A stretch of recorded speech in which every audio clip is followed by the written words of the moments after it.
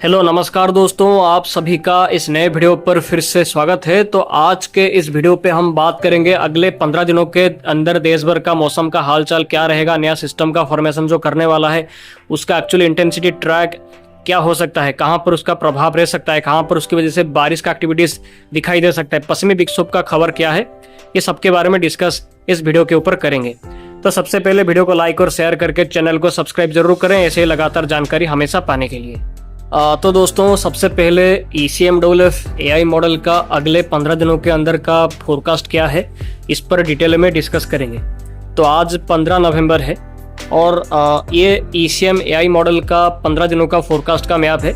यहाँ पर हम देखेंगे आज से लेकर पूरे 29 नवंबर तक का फोरकास्ट क्या है इस पर डिस्कस करेंगे। नया सिस्टम का जो फॉर्मेशन करेगा उसका एक्चुअल ट्रैक इंटेंसिटी क्या होगा।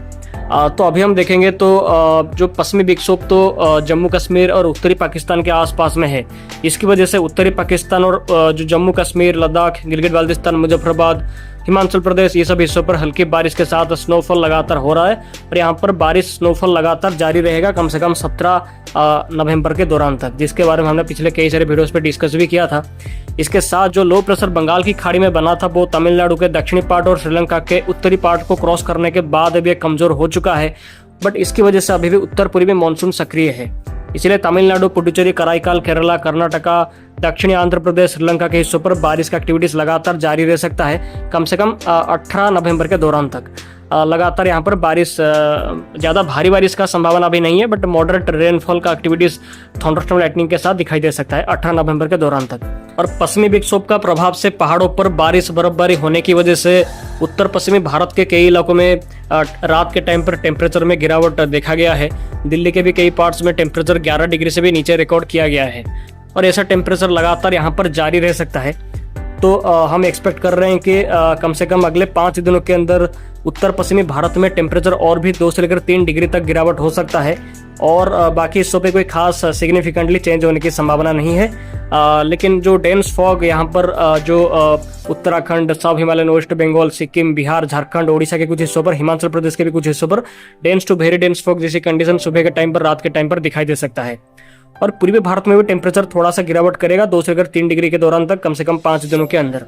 और दक्षिण भारत के राज्यों में जो बारिश का एक्टिविटीज अभी चल रहा है वहां पर भी बारिश में कमी आ सकता है कम से कम 18 नवंबर के बाद से। मोस्टली 19 नवंबर से यहाँ पे बारिश जो तमिलनाडु, पुडुचेरी, कराईकाल, केरला, कर्नाटका, दक्षिणी आंध्र प्रदेश के हिस्सों पर बारिश में कमी आ सकता है, खास करके 19 नवंबर से, क्योंकि कोई भी एक्टिव सिस्टम का फॉर्मेशन उसके बाद कम से कम 22 नवंबर तक करने का संभावना नहीं है।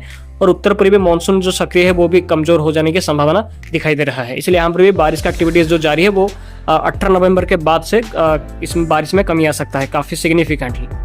और जो उत्तर भारत के पहाड़ी हिस्सों के साथ उत्तरी पाकिस्तान के पहाड़ी हिस्सों पर जो पश्चिमी विक्षोभ के चलते जो बारिश और स्नोफॉल का एक्टिविटीज लगातार जारी है, वहां पर भी 17 नवंबर के बाद बारिश और स्नोफॉल पे काफी तेजी से गिरावट देखा जा सकता है, क्योंकि जो पश्चिमी विक्षोभ अभी है ये 17 नवंबर के बाद और कोई खास पश्चिमी विक्षोभ आने की संभावना पहाड़ों पर नहीं है कम से कम 23 नवंबर तक। 23 नवंबर के बाद में भी पश्चिमी विक्षोभ दोबारा थोड़ा मजबूत होके आ सकते हैं, लेकिन 17 से लेकर 23 नवंबर के दौरान तक कोई खास पश्चिमी विक्षोभ और कोई खास बारिश और स्नोफॉल का एक्टिविटीज पहाड़ों पर होने की संभावना नहीं है। 23 नवंबर के बाद यहाँ पर फिर से पहाड़ों पर बारिश और स्नोफॉल पे थोड़ा सा बढ़ोतरी पश्चिमी विक्षोभ के चलते हो सकता है। तो सिस्टम के बारे में डिस्कस करेंगे तो आप ये मॉडल पे देख भी सकते हैं कि कम से कम 19 से लेकर 20 नवंबर के आसपास दक्षिणी सेंट्रल बंगाल की खाड़ी इक्वेटर के आसपास में, इसी जगह के आसपास एक सर्कुलेशन का फॉर्मेशन कर सकता है और फेवरेबल कंडीशन के चलते ये सर्कुलेशन की वजह से एक लो प्रेशर का फॉर्मेशन भी बंगाल की खाड़ी के ठीक इसी जगह के आसपास ही कर सकता है। फेवरेबल कंडीशन मतलब जो MJO होगा, मेडन जूलियन ऑसिलेशन, ये फेज 3 पे लगातार सक्रिय रहेगा, बंगाल की खाड़ी में लगातार सक्रिय रहेगा कम से कम 28 या 29 नवंबर के दौरान तक, जिसके चलते कन्वेक्शन काफी अच्छा खासा फॉर्म कर सकता है।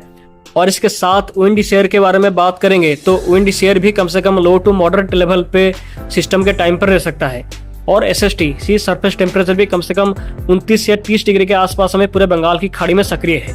और ये सब फेवरेबल फैक्टर्स की वजह से बंगाल की खाड़ी में जो 20 से लेकर 24 नवंबर के बीच में जो सिस्टम का फॉर्मेशन करेगा, ये इंटेंसिफिकेशन इसका हो सकता है क्योंकि कंडीशंस फेवरेबल है।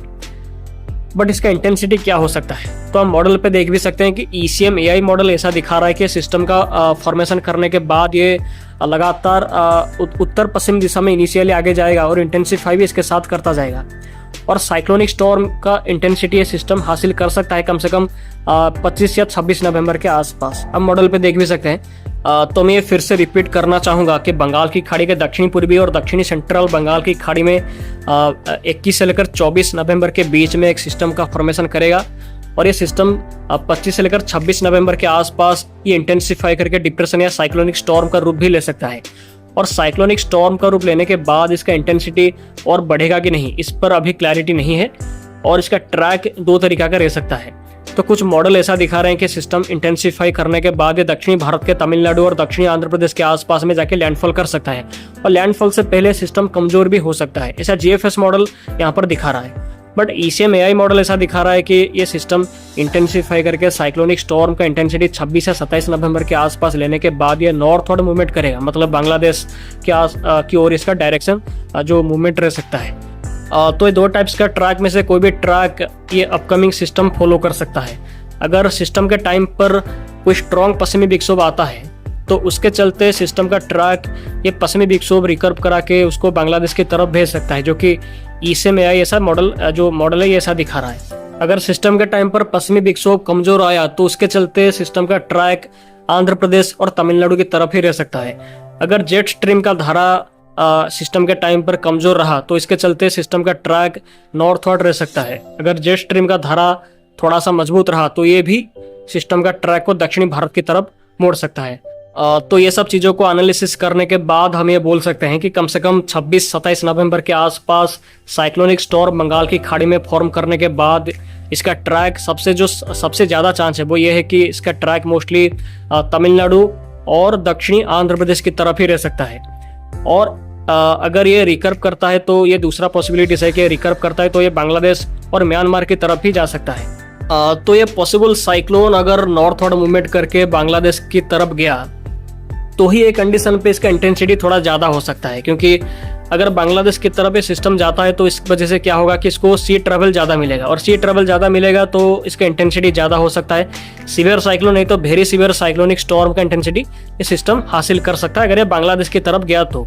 लेकिन अगर ये दक्षिणी भारत के तमिलनाडु और दक्षिणी आंध्र प्रदेश की तरफ जाता है तो एक कंडीशन पे इसका इंटेंसिटी लिमिटेड हो सकता है। सीवियर साइक्लोन नहीं तो साइक्लोनिक स्टॉर्म तक मैक्स ये कंडीशन पे जा सकता है। तो ये पॉसिबल साइक्लोन की वजह से कहाँ पर कैसा बारिश होगा ये डिपेंड करेगा कि इसका ट्रैक एक्चुअली में क्या होगा। तो इस पर मेरा नज़र लगातार बना हुआ है। तो आप स्क्रीन पर GFS और ECM AI मॉडल का फोरकास्ट को साफ साफ देख भी सकते हैं।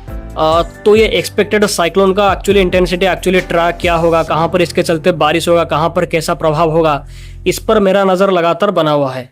तो आगे आपको जानकारी ऐसे ही लगातार मिलता रहेगा। तो चैनल को सब्सक्राइब, वीडियो को लाइक और शेयर भी जरूर करें। तो आज के वीडियो में इतना ही। आप सभी का दिन शुभ हो। धन्यवाद।